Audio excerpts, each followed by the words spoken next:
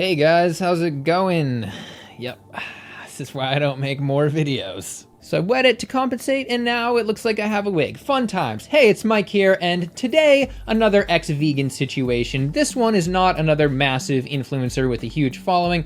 No, in this case, it's just a person who happens to have a more interesting, unique, somewhat strange reason for quitting their vegan diet. So we're gonna check out this woman's story, familiarize ourselves with her unique situation, which I had not heard of before, and we're also going to see if we can find any solutions, so let's go. Okay, so here's the story we're talking about in the Daily Mail with a ridiculously long, dramatic title, which is pretty par for the course for the Daily Mail, which has a lot of anti-vegan stuff, which we can talk about at the end. But here's the title. Going vegan ruined my health. Former vegan magazine editor reveals how quitting meat led to bladder pains, a rash, and bleeding gums, and she ended up being tested for, all caps, cancer. So before even reading it, it's clear from the title that there's at least a vein of sensationalism. I mean, been tested for cancer. Everybody who reaches 50 who's a male is supposed to get tested, screened for prostate cancer. And so it's not that crazy. People are tested for cancer all the time. She didn't have cancer. Funny that didn't make it into the title. But at least it isn't as long as a previous ex-vegan article title they had, which was ex-vegan quit because she got SIBO from repeatedly pumping water up her bum, drank stomach acid neutralizing water, and lied about eating fish for months until caught.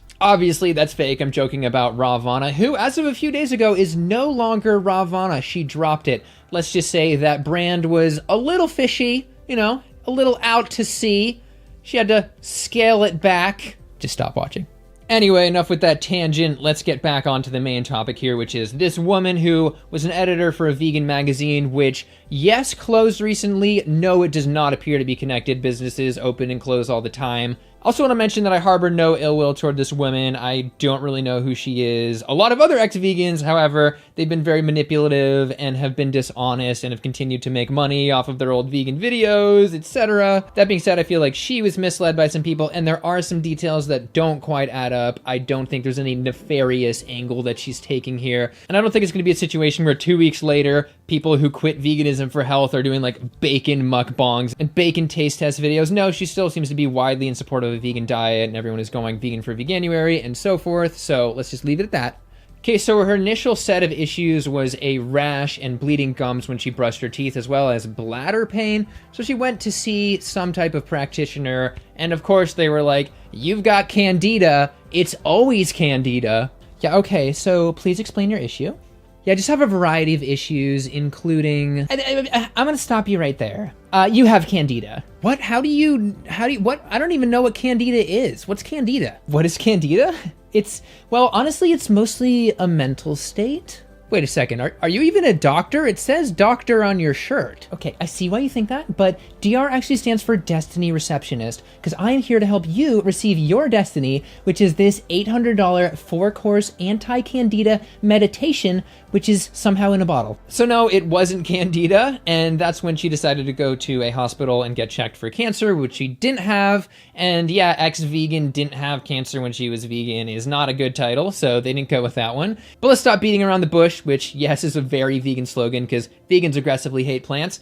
And let's just get right into it. It turns out, according to her, that she was diagnosed with a nickel allergy, a severe, rare, highly sensitive nickel allergy. You're probably familiar with nickel allergies from belt buckles or jewelry. You get a little rash on your skin where the jewelry or metal came in contact with your skin. But that's why jewelry with nickel or nickel over a certain amount is banned in several European countries. What happens here is the nickel actually slowly sort of leaches out of the metal, depending on the metal, and then goes through a layer of skin or so, and then you have this immune response. These T cells go and attack, and then you have this buildup of skin tissue, and you got something really itchy and inflamed. And this external skin reaction is actually pretty common. From this study, we're talking 8 to 15% of women and 1 to 3% of males.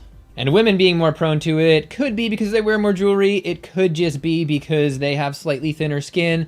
Anyway, that's not even what we're talking about here. Specifically, we're talking about a more controversial and rare one, which is a dietary nickel response. It's really unclear who the woman saw about this. It just kind of says a consultant. I have no idea what that means. But she says, quote, "He explained that a great deal of food contains the chemical element nickel. The body can't absorb it, and the excreted nickel from my food was causing a horrible, painful rash." But she says that also her gums were bleeding for the same reason, and her soft tissue was being attacked by nickel. You mess with the wrong family. The nickel family is not pleased. I will make my way inside of your body and attack you from the inside.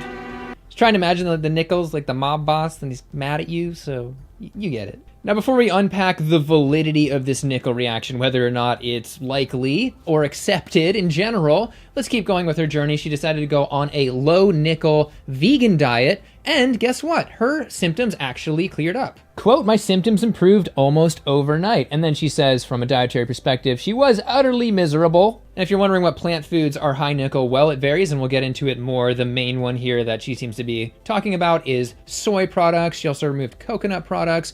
Tinned foods or canned foods in general can leach nickel. And yeah, beans are on the higher end in general, which is unfortunate, and there are some exceptions. We'll get to that in a little bit. But she said she was left with few vegetables, vegan corn pieces, which is a mock meat, and seitan, which is of course made of wheat. So again, she said her rash disappeared and then her other issues got better. I'm assuming that means the gum issue when brushing and the bladder pains. But then she says, probably because she had such a restrictive diet at this point, that she started getting unhealthy in other ways. She started getting that paleness and tiredness and depression. Now, from the outside looking in, that also sounds a lot like seasonal affective disorder. I don't know what time of the year it is, but it could also obviously be just not getting enough calories. If you don't get enough calories, you're not gonna have enough energy. Not any crazy medical diagnosis there. I'm not a medical professional. Let's keep going. This is where things get a little strange. So she decides to add eggs and cheese, yet things don't get better. So quitting a vegan diet didn't actually improve her symptoms.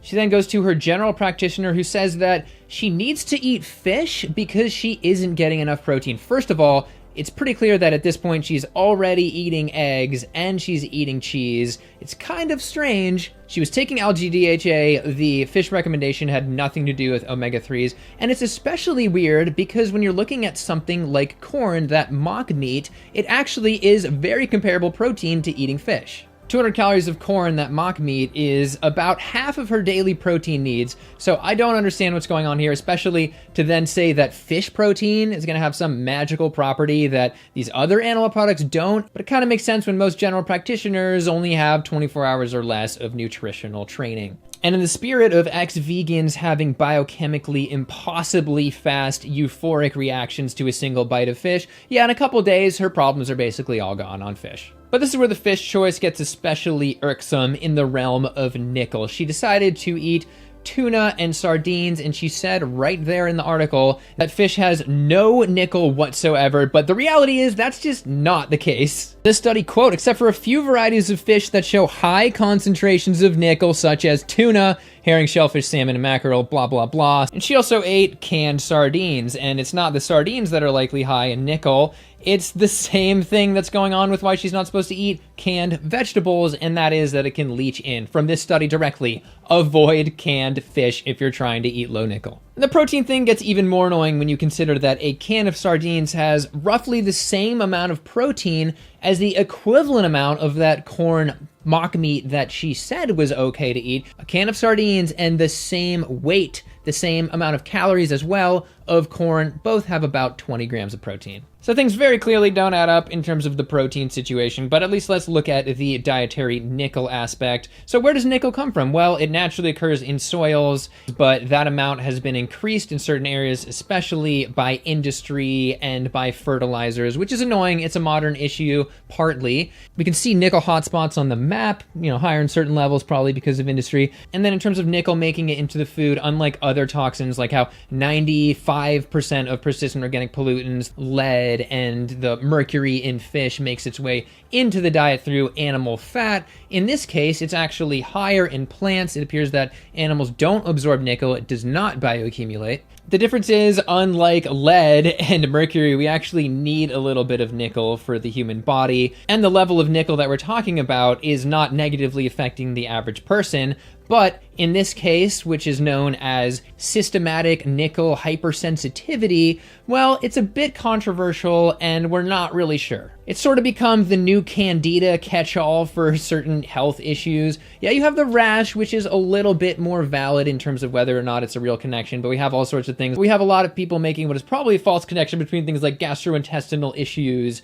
and general chronic fatigue and so forth. And from this review of the literature, the whole nickel connection is pretty questionable. acceptable. Quote, "The uncertainties, contradictions, inconsistencies appear to be numerous and repeated. Doubts and lack of clear evidence exist regarding both the clinical aspects and the real relationship with nickel intake." In addition, while a more plant-based dietary pattern would be a higher nickel intake pattern, it seems that people who eat a vegetarian diet, for example, have lower rates of these hand rashes than people who don't. But maybe there is a real connection in a small portion of people and is just lost in the white noise of the data. And I want to assume for the rest of this video that this woman did have a real nickel reaction. I want to work within her framework and see if there are any solutions, see if there's any type of low nickel vegan diet that would be possible and actually not super restrictive. So is it really, as she said, is it really just a few vegetables, corn, fake meat, and seitan? Let's see. Well, for vegetables, according to Penn State, there are actually a ton of low nickel vegetables still on the menu. We've got peppers, onions, cucumbers, cabbage, asparagus, broccoli, beets, eggplants, cauliflower,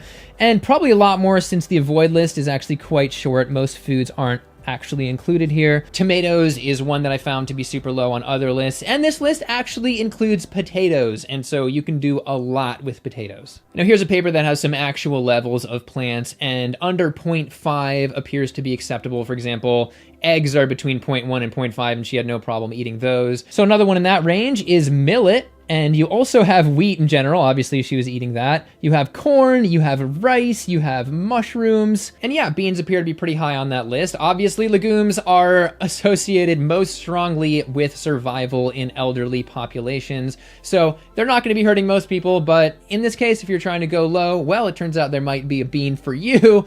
And that is what is called the velvet bean, which apparently is the second most common bean used to make tempeh behind soy. You know, it's super low in nickel, and though it's kind of hard to come by, it's at least indicative that there could be some other beans that are low. And who knows, maybe tofu is low because the skin is gone and the nickel is in the skin of the soybean. We don't even know. The soybean. She was also probably told to just knock out all nuts, which are again a great source of plant-based protein.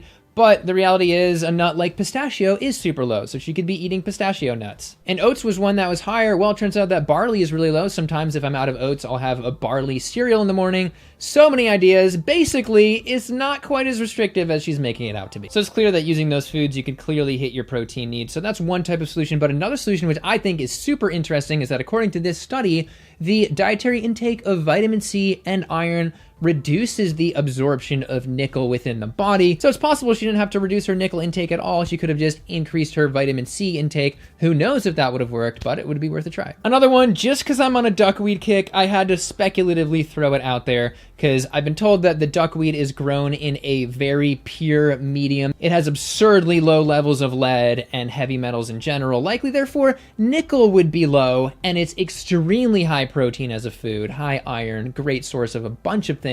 So that could have been a solution unto itself. And I also wanted to add a last point about the Daily Mail. Like, why do they use these ridiculous anti-vegan titles? I wonder if it gets them maybe some more clicks. Well, I decided to Google Daily Mail vegan to see what the 10 most relevant articles were, and the top 4 were all pretty outright anti-vegan. We have the current article, of course, followed by a singer who talks about how unhealthy her vegan diet was when she was vegan, 'cause carbs. We have Emma Derbyshire, which is apparently Derbyshire, if you're actually from the UK, saying that a vegan diet would lower IQ. Well, she's paid by the Meat Advisory Panel and the egg industry. My whole British medical journal Choline video covers that. And then the fourth one is ex-vegan who eats brains and feels great. Yeah.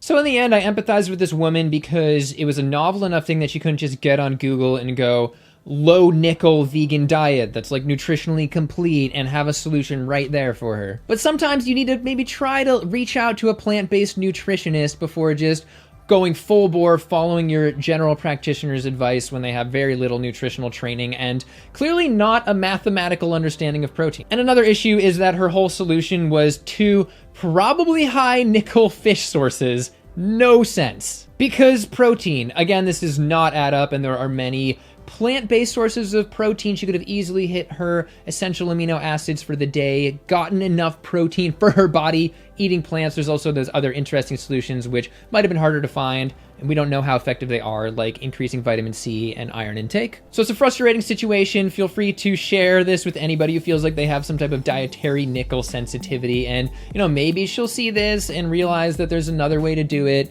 Who knows? Not trying to pressure anyone. You have to do it. All right, let me know down below what you thought about all this. Does she seem to have a valid reason to quit being vegan? Anyway, feel free to like, subscribe, do all those things that everyone tells you to do, and I'll see you in the next one.